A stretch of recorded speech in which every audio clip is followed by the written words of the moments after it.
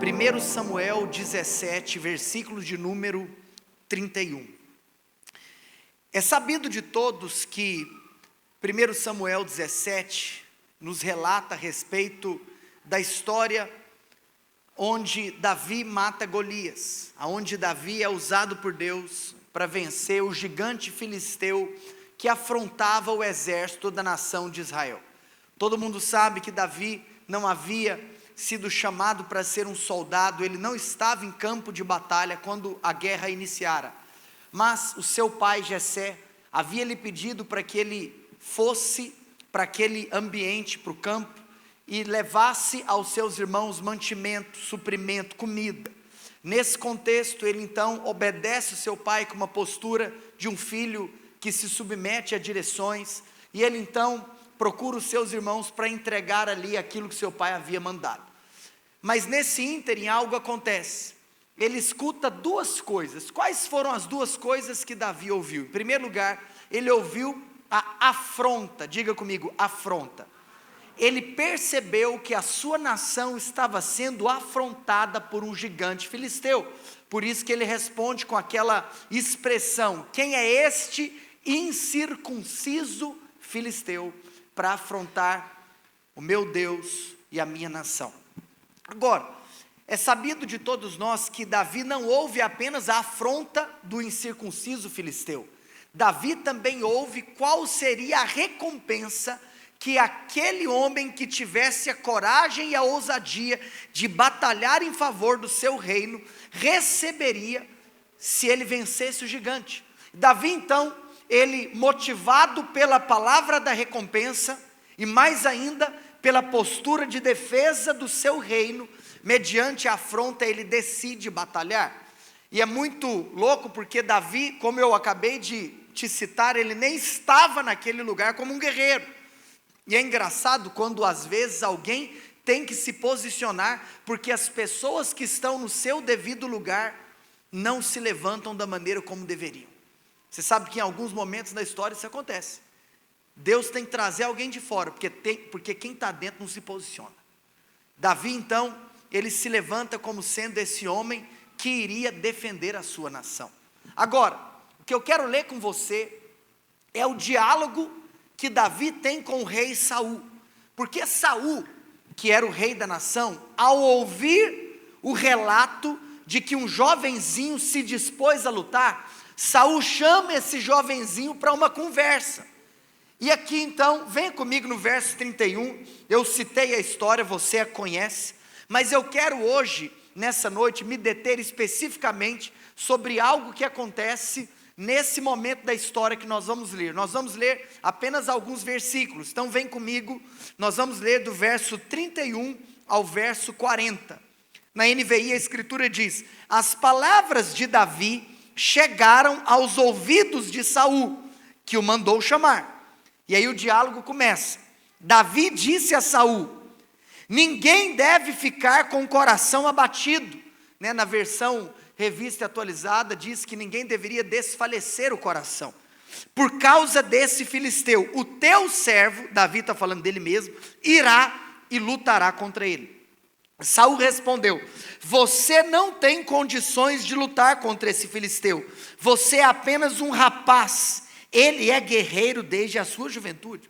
Ou seja, Saul, ele manda chamar Davi, porque tinha ouvido a respeito dessa postura de Davi de se prontificar à batalha. Mas quando Saul começa a conversar com Davi, Saul pontua o fato de que talvez Davi não seria a pessoa mais qualificada para essa empreitada, pelo fato de que Davi era muito novo, ele era um jovem, ele era um rapaz, ele era um moço. E aí então, Saul ainda faz questão de dizer: ei, você é jovem, e por falar em jovem, esse gigante, ele já é guerreiro desde a sua juventude. Mas então, nesse momento, a escritura diz no verso 34, que Davi, entretanto, disse a Saul: vou te contar um pouco da minha história. Eu, o teu servo, apacentava as ovelhas do meu pai, quando vinha um leão ou um urso e levava uma ovelha do rebanho. Eu saía atrás dele e o feria e livrava a ovelha da sua boca. Quando ele se levantava contra mim, eu o segurava pela juba e lhe dava golpes até matá-lo. Pensa fazer isso com um leão. O teu servo pôde matar um leão e um urso. Esse filisteu incircunciso será como um deles, pois desafiou os exércitos do Deus vivo. Davi concluiu: o Senhor que me livrou das garras do leão e das garras do urso, me livrará das mãos desse filisteu. Vamos só abrir um parênteses aqui. De manhã eu estava até fazendo uma citação de que nós sempre reconhecemos dois aspectos na teologia. Por um lado nós temos a soberania divina, por outro lado nós temos a responsabilidade humana. Se você for ver em sua essência, quase todo sermão ou tem como objetivo exaltar a soberania divina, ou tem como objetivo nos relembrar acerca da nossa responsabilidade. Hoje mesmo eu vou trazer um sermão que nos traz um posicionamento, uma clareza acerca da nossa responsabilidade. Agora, por que eu fiz questão de abrir um parênteses nesse ponto que eu acabei de ler? Porque é interessante que, por exemplo, quando eu falo de responsabilidade, é você assumir o papel que você foi colocado para executar. Em outras palavras, você ser dependente de Deus não te torna uma pessoa passiva. A dependência não está associada à passividade, à inutilidade. E o que é louco? É você perceber que mesmo quando um homem de Deus assume o seu papel, assume a sua responsabilidade e executa a obra que estava diante dele, no final, todos nós devemos glorificar a Deus como aquele que nos capacita para realizar tal obra. Por quê? Porque aqui nesse ponto, Davi tinha sido o homem que havia então matado um leão e matado um urso. E qual que foi o relato de Davi? Sabe por que eu fiz isso? Porque o Senhor foi comigo. E o que ele acabou de dizer? Você sabe por que eu realizei esses feitos? Porque foi o Senhor quem me livrou da mão deles. Ou seja, Davi ele não buscou glória para si. Davi, mesmo em um lugar de assumir responsabilidade, uma ação que ele mesmo fez, mesmo assim, ele glorificou o Senhor, como sendo aquele que o capacitou para realizar tal obra. Quem está comigo? Agora, ainda não cheguei no tema da mensagem, o tema da mensagem vai começar agora, porque diante disso, Saul disse a Davi, ou seja, nesse momento, quando Saul ouve o testemunho de Davi, quando Saul ouve a história, quando Saul descobre quem era Davi, Saul então decide mudar de opinião. Se no início ele não estava querendo que Davi lutasse, agora Saul então coloca Davi nessa posição de ser uma pessoa apta à batalha. E aqui diz, diante disso Saul disse a Davi, vá, e que o Senhor seja com você. E Saul então vestiu Davi com a sua própria túnica e colocou nele uma armadura e lhe pôs um capacete de bronze na cabeça. E Davi prendeu a espada sobre a túnica e tentou andar, porque não estava acostumado com aquilo. E ele disse a Saul, eu não consigo andar com isto, pois não estou acostumado. Então tirou tudo aquilo e em seguida pegou o seu cajado e escolheu no riacho 5 pedras lisas e colocou-as na bolsa, isto é, no seu alforje de pastor, com a sua funda na mão, e aproximou-se do filisteu. Olha que louco! No momento que Saul coloca Davi em uma posição de aptidão, em uma posição aonde Davi seria então o guerreiro que representaria toda a sua nação, Saul veste Davi com a armadura de alguém que estaria pronto para o combate. Mas Davi não se sentiu à vontade com aquela roupa, com aquela armadura, com aquela túnica. E Davi então decide tirar aquela roupa de um combatente experiente. E ele decidiu enfrentar aquele gigante, da mesma maneira com a qual ele já havia enfrentado antes, o leão e o urso. Mas sabe o que eu quero destacar com você? Antes de entrar em pontos que eu trouxe, nós precisamos reconhecer algo. Davi não foi chamado inicialmente para lutar. Você sabe que tem muita gente que não se posiciona, porque coloca na desculpa do fato de que nunca recebeu o convite para fazer tal coisa. Tem muitas pessoas que têm uma mentalidade de ficar esperando com que alguém te chame para fazer algo. Sabe o que é louco? Davi, ele se posiciona simplesmente por ter feito uma leitura do ambiente. Você não precisa que ninguém te chame para fazer alguma coisa, se você fosse capaz de ler as circunstâncias. Davi, ele se dispõe à batalha, mesmo na ausência de um convite formal. Nós precisamos de entender que aquilo que está acontecendo com a nossa nação é responsabilidade da igreja. A esperança do mundo não está literalmente, ou, entenda, é claro que pessoas depositam esperanças em tantas coisas, mas o que eu quero te contar é que a solução do mundo não está naquilo que as pessoas estão procurando. A igreja é a embaixada do céu, e nós podemos apresentar para o mundo a solução que ele precisa. Agora, quais são as afrontas que o inimigo nesses dias tem rugido contra a nossa nação? O que é que traz indignação no seu coração? Nós precisamos de entender que a nossa missão sempre estará relacionada à nossa indignação. O problema é que tem muita gente que transforma a indignação em murmuração, quando na realidade você deveria transformar a indignação em ação. O que é que mexe com você? Qual é talvez a injustiça nessa terra que faz com que você chore, ou você se torne uma pessoa inconformada? É sobre isso que você deveria se levantar e agir. E seja lá fora, ou seja aqui dentro da igreja, aquilo que o Senhor tem te revelado, talvez é aquilo aonde Ele quer te colocar para que você seja usado por Ele. Agora, sabe o que é louco? É que o fato é que, se dispondo para aquela batalha, em outras palavras, sabe o que Davi estava fazendo? Davi estava oferecendo a sua própria vida em favor daquela causa. Davi estava oferecendo a sua própria vida em favor da salvação da sua nação. Sabe por quê? Porque Davi correu o risco de morrer. Tem muita gente que talvez não se posiciona porque não está disposto ao sacrifício. Será que nós seríamos capazes de entregar a nossa própria vida em favor da causa que nós defendemos? Será que nós estamos dispostos a ter essa postura de sermos um servo que se sacrifica em favor da nação que nós representamos? Davi, ele teve esse coração. Mas o que eu quero destacar com você nessa noite é aquilo que Davi fez. Sabe o que ele fez? Ele lutou com armas que nunca haviam sido antes usadas para esse tipo de batalha. O que eu quero destacar nessa noite com você é que Davi usou 5 pedras. Aqui está escrito que ele pegou pedras no riacho e foi batalhar com pedras lisas. Sabe o que é louco? É que nós obviamente não podemos aqui simplesmente falar o que a Bíblia não diz, mas nós podemos tirar lições do fato de Davi ter usado 5 pedras. E hoje eu quero compartilhar com você o que é que nós podemos aprender com o fato de Davi ter usado 5 pedras. Como eu disse, essa história, ela é muito conhecida.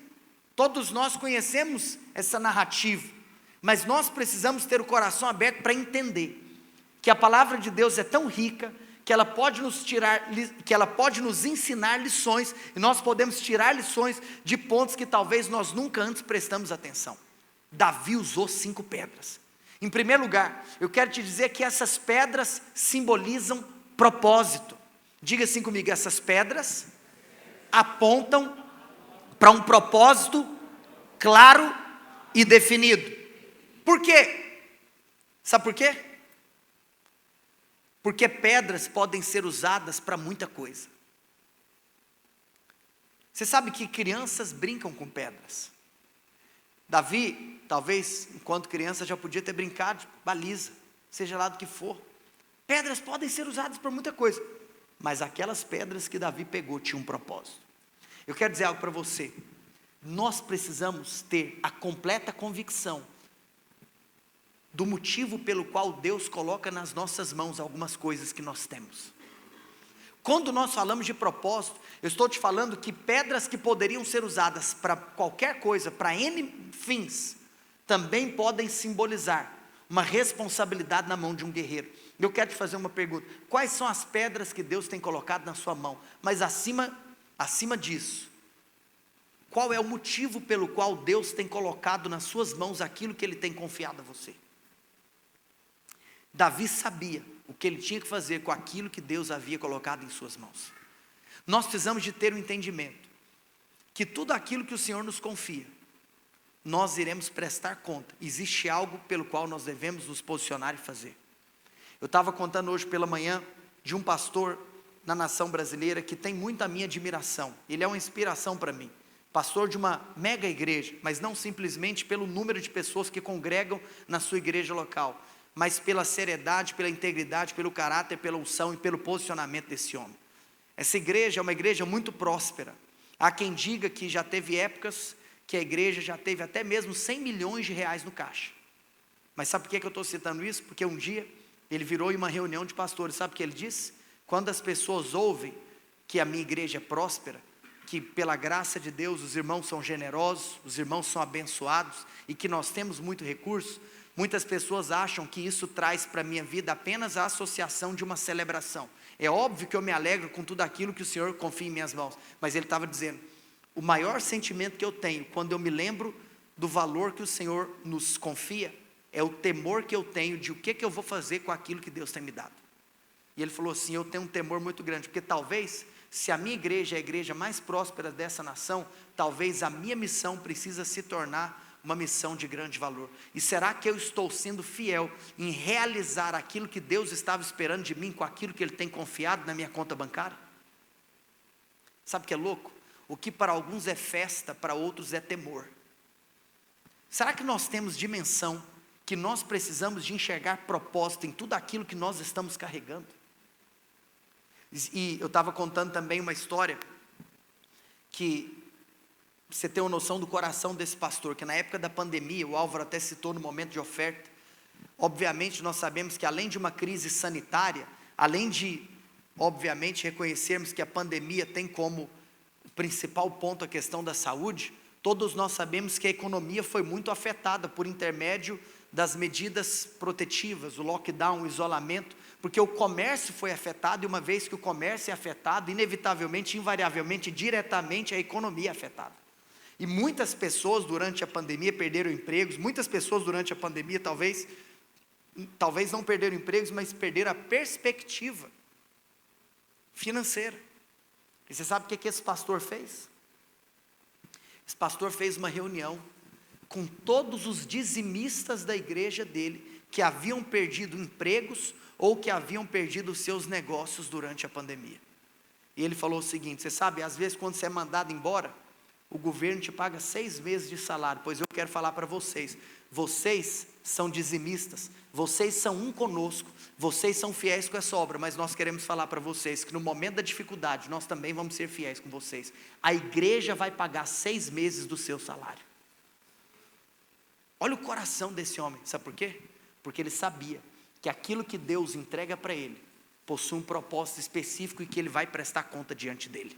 Amados, nós precisamos identificar o que Deus tem colocado nas nossas mãos, mas acima de identificarmos aquilo que Deus tem nos dado, nós precisamos de descobrir qual é o motivo pelo qual Ele tem nos confiado. Você que é pai, você tem noção da responsabilidade que você tem em gerar uma criança, um homem, uma mulher, que pode ser instrumento para a transformação de uma nação? As pedras apontam para o propósito, porque aquilo que Davi estava segurando nas suas mãos iria libertar toda uma geração. Será que os filhos que Deus tem nos dado não são literalmente os instrumentos que Deus vai usar para libertar a futura geração? Nós precisamos de ter os olhos espirituais para entender que aquilo que o Senhor nos dá está acompanhado de uma missão. Diga comigo: 5 pedras nos falam de um propósito claro, definido e específico. Pedras servem para muita coisa, mas aquelas Davi sabia para que serviam. Dinheiro serve para muita coisa, mas você tem que entender o motivo pelo qual o Senhor te deu. Habilidades, talentos, capacidade. O que você vai fazer com os dons que Deus te confiou? Você acha que as habilidades e os dons que Deus te deu é simplesmente para você ganhar dinheiro? Ou será que tem algo no reino de Deus que pode ser impactado através dos seus dons e da sua habilidade? Será que pessoas podem ser transformadas através das pedras que Deus tem confiado nas suas mãos? Aquilo que Deus te dá com um propósito muito maior do que aqueles pelos quais talvez você usa no dia a dia. Mas em segundo lugar, a segunda coisa que nós podemos associar ao fato de Davi ter usado 5 pedras. Fala assim, em primeiro lugar, 5 pedras apontam para propósito. Mas vem comigo, em segundo lugar, 5 pedras apontam para inovação e mudança de paradigmas. Diga comigo, inovação e mudança de paradigma. Por quê? Porque Davi, você sabe que muitas vezes nós não paramos para raciocinar o significado natural, eu não estou falando agora espiritual, eu estou falando natural, de Davi ter usado 5 pedras, porque essa não era maneira convencional, essa não era literalmente o método que se era usado em combates como aquele. Mas eu quero dizer algo para você, pessoas que fazem história, são pessoas que estão dispostas a se levantarem como aqueles que irão quebrar paradigmas. Aqueles que estão dispostos a literalmente fazerem aquilo que antes não foi feito. Eu quero te contar uma coisa, antes de Noé, ninguém tinha construído uma arca. Antes de Moisés, ninguém tinha construído um tabernáculo. E antes de Maria, virgem nenhum tinha concebido a dar à luz a um filho. Mas pessoas que transformam e pessoas que fazem história, são aqueles que se levantam para construir o que antes nunca foi feito. Ninguém nunca tinha batalhado usando pedras e fundas, em uma batalha dessa envergadura. Mas você sabe, era o método que Deus havia dado para Davi. Mas eu quero te contar uma coisa, sabe o que sempre irá acontecer conosco? Você sabe que se nós olharmos para a cena do diálogo entre Davi e Saul, nós precisamos de reconhecer algo. As pessoas sempre querem colocar as suas roupas em nós. Qual que foi a primeira coisa que Saul fez com Davi, quando Saul se colocou na posição de aceitar que Davi se levantasse como um guerreiro? Davi, seguinte, já que você vai lutar então, deixa eu te contar uma coisa. Você vai lutar com essa armadura aqui, ó. Veste. Ele foi lá e vestiu. O que é que ele vestiu? Ele vestiu a roupa de Saul. Eu quero te contar uma coisa, as pessoas sempre vão querer entregar para você a roupa que é delas. E nada contra. Nós precisamos, e daqui a pouco eu vou falar sobre isso, nós precisamos de aprender com aqueles que vieram antes de nós, mas nós também precisamos de nos posicionar com ousadia para aquilo que Deus tem nos entregado e que talvez nunca foi antes feito ou nunca foi antes vivido. É muito mais fácil ir do jeito que todo mundo vai. É muito mais fácil fazer do jeito que todo mundo faz. É muito mais fácil, está pronto, está escrito, está determinado. Eu quero saber aqueles que vão se levantar como pessoas dispostas a quebrarem paradigmas. Existe um estudo que aponta que 98% da população mundial simplesmente desejam viver em um mundo que já está estabelecido. Apenas 2% da população mundial tem ousadia de se levantarem para construir um novo mundo. Mas na igreja essa estatística não pode estar presente. Sabe por quê? Porque o DNA do Criador está dentro de nós. O autor da vida é o Criador de todas as coisas. Existe uma semente criativa dentro de mim, dentro de você. Existe uma semente inovadora dentro de mim, dentro de você. Mas até quando nós sempre vamos ficar vestindo a mesma roupa? Até quando nós sempre vamos batalhar com as mesmas armas? Existem novas armas que Deus quer entregar para o seu povo. Eu quero dizer algo para você, você precisa de aplicar isso que eu estou trazendo, tanto na sua vida pessoal, individual, quanto também na coletividade do corpo de Cristo. Na sua vida individual, eu quero profetizar algo, você vai quebrar paradigmas no seu ramo de trabalho. Você vai quebrar paradigmas naquilo que você faz. Se você é empresário, você vai ser um empresário inovador. Se você é um prestador de serviço, você vai atender pessoas de maneiras talvez inusitadas, mas que vão denotar criatividade. Saia da caixa. Faça o que nunca foi feito. Que você possa se levantar como aquele que cria tendências. Projeta para mim, primeiro livro de Crônicas, capítulo 12, verso 2. Eu vou te mostrar duas coisas que mexeu comigo, enquanto eu li a palavra de Deus. Pode projetar, primeiro Crônicas 12, 2. A escritura diz, e aqui é uma referência ao exército de Davi, tanto com a mão direita como com a esquerda, utilizavam arco e flecha e a funda para atirar pedras. Sabe o que significa? Que depois que Davi matou Golias usando pedras e fundas, isso se tornou tendência nas batalhas.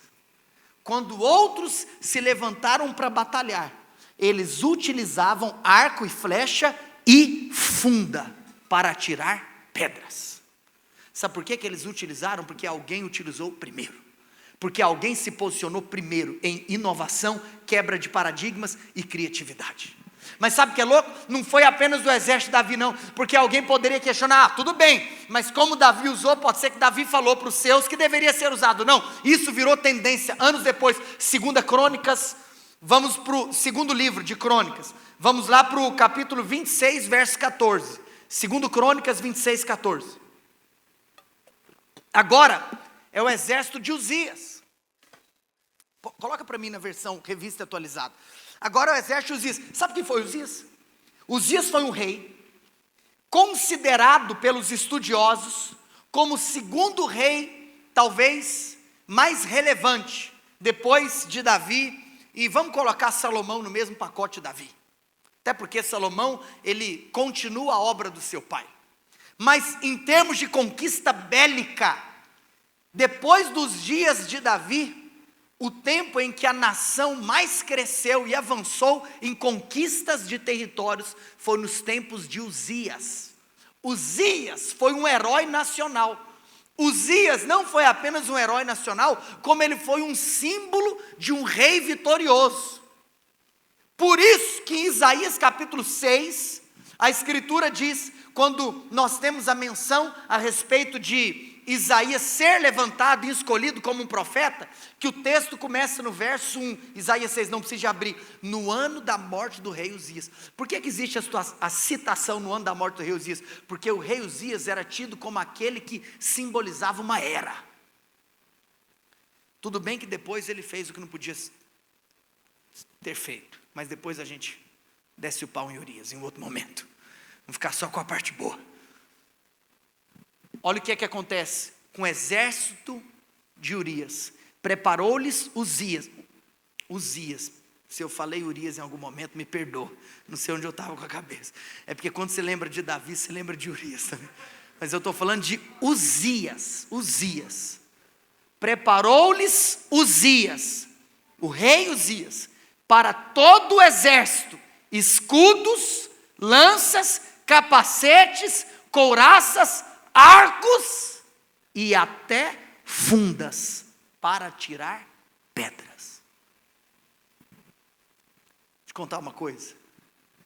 Aquilo que Davi estava fazendo, não apenas estava quebrando um paradigma, mas ele estava criando uma nova tendência de batalha.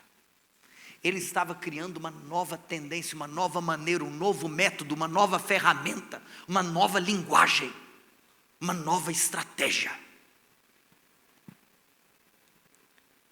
Eu profetizo que você vai se levantar como aquele que cria tendências. Eu profetizo que Deus vai te dar criatividade, inovação, mas para isso você precisa ter disposição para quebrar o status quo. Você precisa ter disposição para quebrar paradigmas. Você precisa ter disposição às vezes para dizer não a roupas que outros vão querer vestir em você. Mas sabe o que é louco? Nós não estamos falando de você ignorar os antigos métodos. Não. Porque eu te faço uma pergunta. Como que Golias morreu?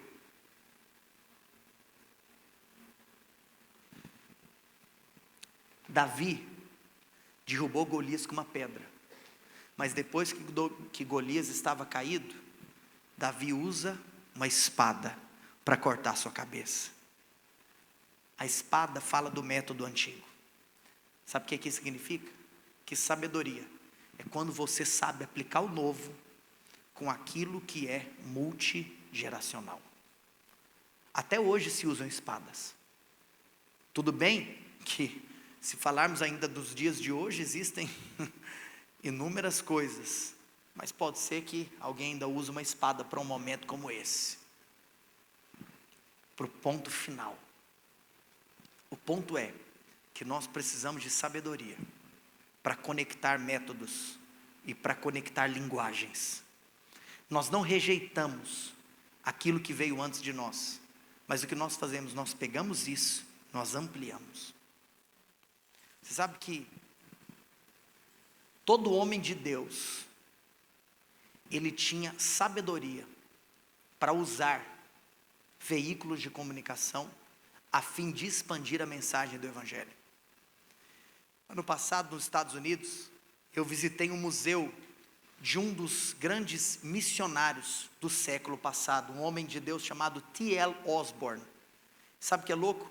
T.L. Osborne foi usado para realizar grandes cruzadas de avivamento, evangelismo, curas e maravilhas. Você sabe o que T.L. Osborne fazia?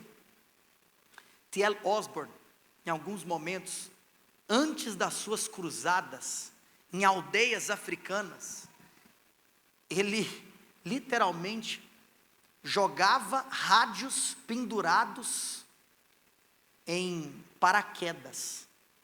E as pessoas começavam a ouvir o som de uma pregação. Era um rádio caindo de paraquedas na aldeia que o evangelho não tinha chegado. Pensa a cena, que bizarro. Um paraquedas segurando um rádio. E o radinho tocando uma pregação. A fita de uma pregação. Mas eu vou te falar uma coisa muito louca. Eu visitei o museu. Mas eu não te falei que esse museu fica numa igreja. Sabe quantas pessoas tem essa igreja? Que hoje é pastoreada pela filha de T.L. Osborne. A filha dele deve ter mais ou menos uns 90 anos, mas não passou o bastão. Ela não transicionou. É engraçado porque quando a gente estava visitando o museu, a gente estava vendo a foto da filha dele, né? E aí ficava parecendo assim, que era uma mulher que tinha vivido assim há tantas décadas atrás. Aí depois, quando acabou assim, falou assim, a sala dela é ali. A sala de quem? E ela é a pastora da igreja até hoje. Você sabe o que nós ouvindo, um homem de Deus, um brasileiro que trabalha no ministério dele, sabe o que ele estava contando? Hoje, o nosso ministério caiu no ponto que era antes o nosso triunfo. Nós não nos abrimos às possibilidades atuais de comunicação e linguagem. Falou assim, nós que um dia jogamos rádios pendurados em paraquedas, nós nem no Instagram estamos hoje.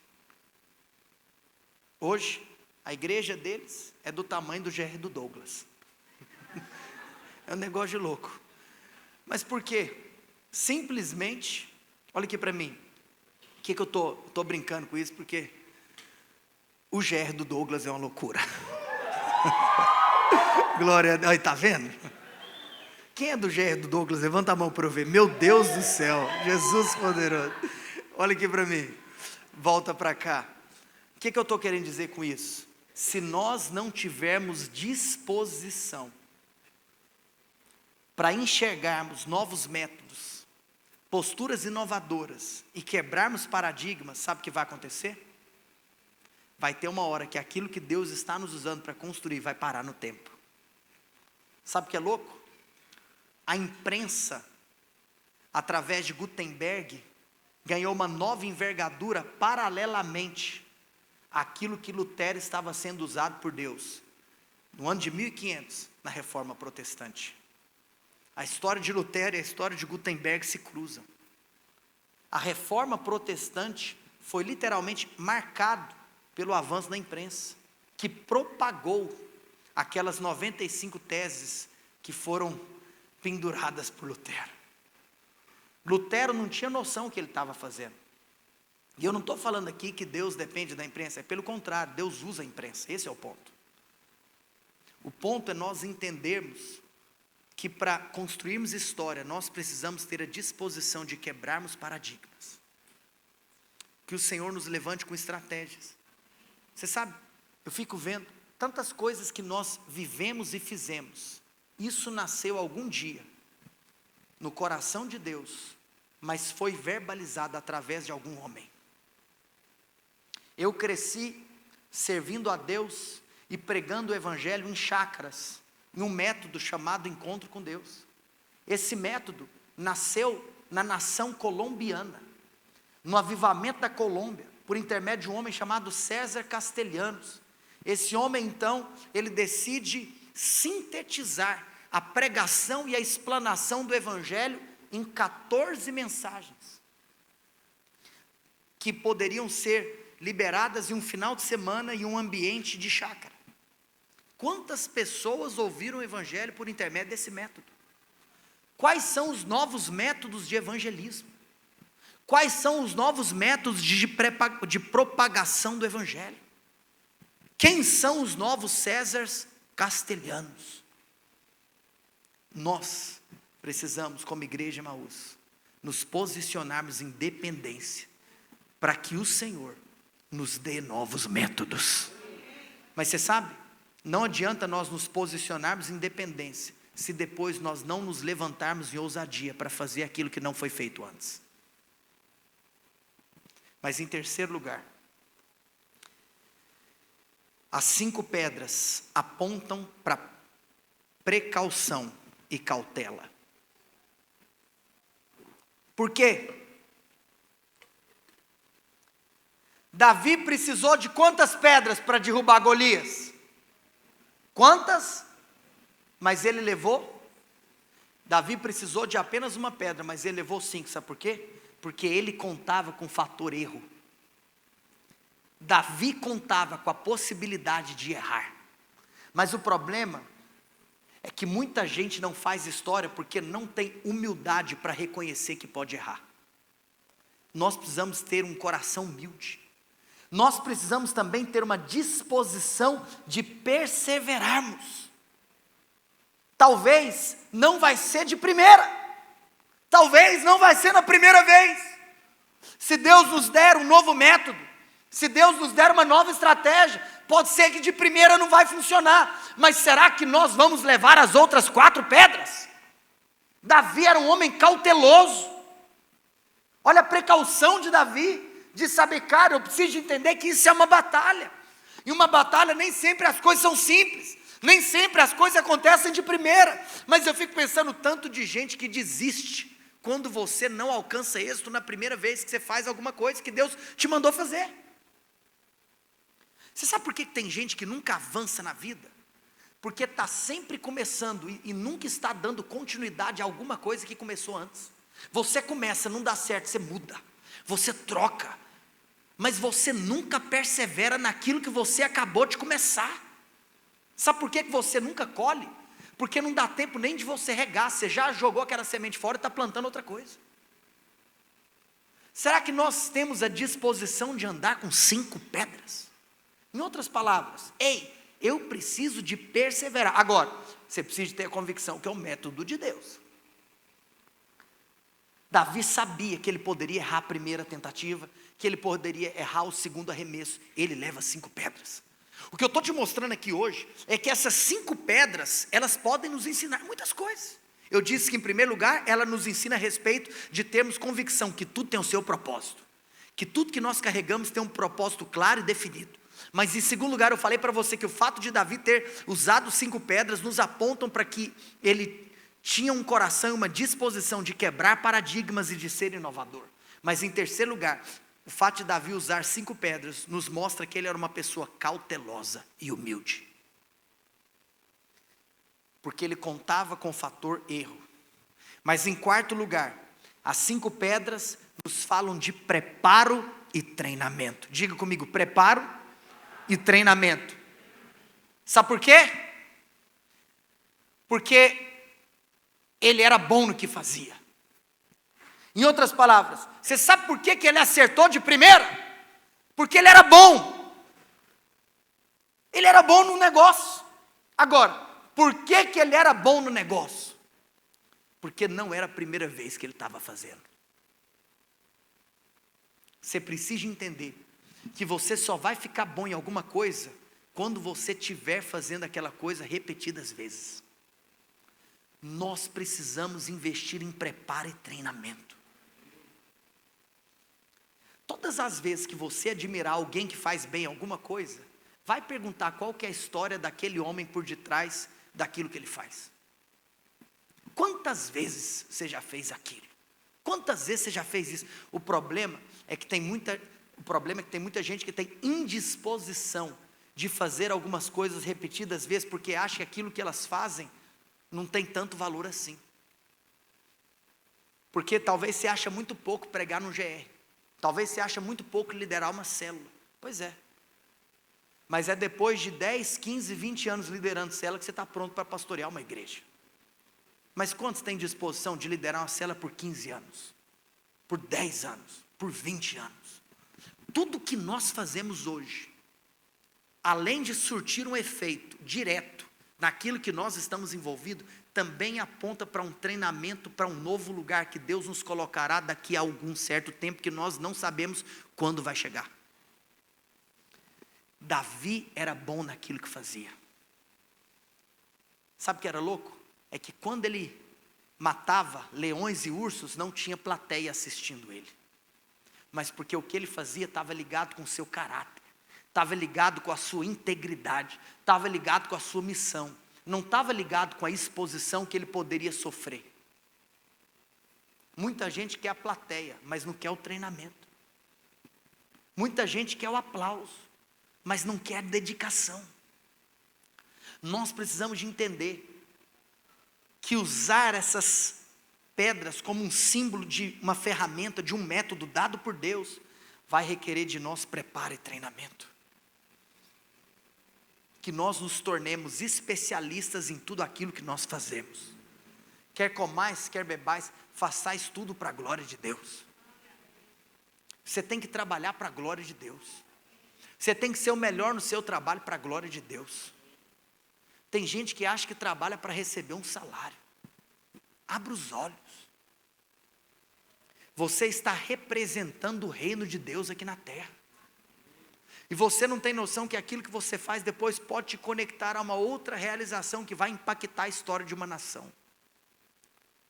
Que o Senhor nos dê um coração humilde, mas que o Senhor também nos dê a disposição ao sacrifício e a disciplina corriqueira. Faça repetidas vezes. 5 pedras nos falam de propósito, de quebra de paradigmas, inovação, precaução e cautela, preparo e treinamento. Mas também 5 pedras nos falam de uma estratégia inteligente. Sabe quando você é inteligente?